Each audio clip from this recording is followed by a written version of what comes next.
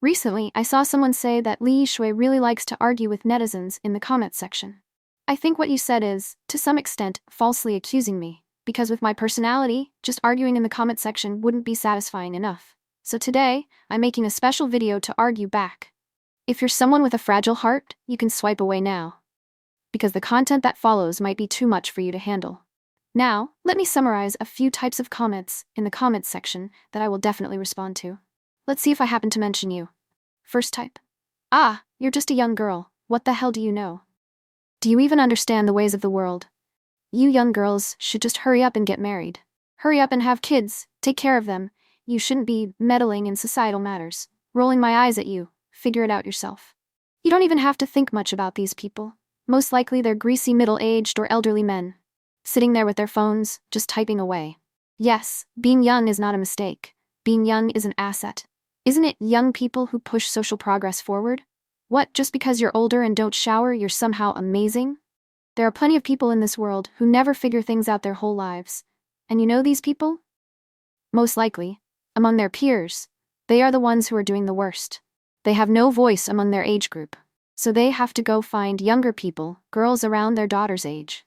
He wants to find a sense of existence in these people and satisfy his desire to lecture others.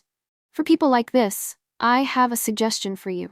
Go to those live stream rooms of girls who just graduated from high school, those girls who have become streamers.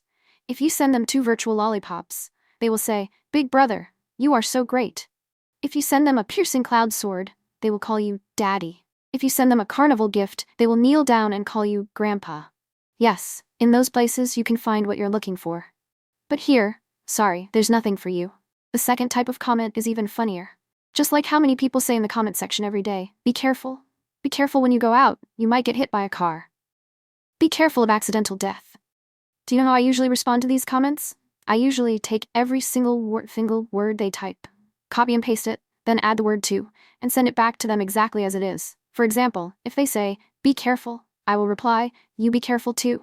If they say, be careful when you go out, you might get hit by a car, I will say, you be careful, when you go out, you might get hit by a car too. And then, at this moment, they won't be happy. They will say, why can't you tell good from bad? Can't you tell the difference between kind words and bad words? I told you to be careful for your own good, and I get confused. So when you tell me to be careful, it's for my own good. But when I tell you to be careful, it can't be for your own good. Why do the same few Chinese characters have to be interpreted in 2 different ways? Doesn't that mean that when you heard these words, you weren't happy either? So why do you think that when I hear them, I should be happy? The third type of comment. Personally, I find this the most disgusting. Whenever I see this type of comment, I always respond. They say no matter what kind of harm you've suffered in the past, you should let it go. You shouldn't dwell on the past, you should move somewhere else, start fresh, and build a new life. For people like this, let me give you an example. Maybe you'll feel it more directly. It's like, for example, a mother who just saw her biological son being murdered right in front of her. She is still holding her child and crying. Maybe the blood on the child's body hasn't even dried yet. At this moment, someone walks over and says, oh, your child is dead? Well, dead is dead. Anyway, people can't come back to life. You're still alive, aren't you? You must live well. Don't even think about avenging your child. It's not worth it. At this moment, you can't bear it anymore. You curse at them. You say, can you just get lost? And then another person walks over and says, why are you so ungrateful? They're advising you for your own good. Can't you recognize good intentions? Tell me, isn't this disgusting? People like this, they shove a pile of shit to your mouth and still insist that it's for your own good. For something to be good for you, you have to actually feel it's good, not just fulfilling their pathetic sense of charity. Just like those people, they sent me to a mental hospital, and they also said it was for my own good.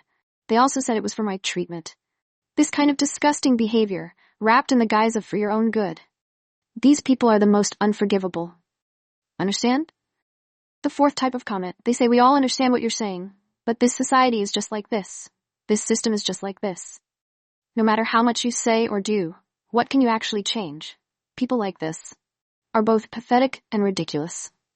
In the comment section, I can deeply and clearly feel how deeply feudal slave mentality has poisoned the minds of Chinese people. They have already been brainwashed to believe, deep in their subconscious, that ordinary people are meant to be enslaved, that ordinary people are meant to be oppressed, that ordinary people are meant to be treated unfairly. They have already formed this mindset. I really want to ask these people, That this society is just like this. The system is just like this.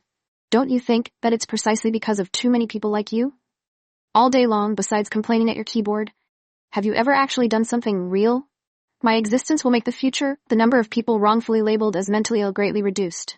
My existence will make the future, the admission procedures of mental hospitals more regulated. And you? What can you do? Tell me. Since ancient times, only those who sit have the qualification to teach those who stand how to act. I have never heard of someone kneeling teaching those who stand how to act. All day long, you only know how to complain about social injustice, but you have never made even the slightest effort for this. Okay, if you don't do it, fine, but there are always people who will do it. Yet you still want to jump out and mock them with sarcasm. Do you really think I'll tolerate you?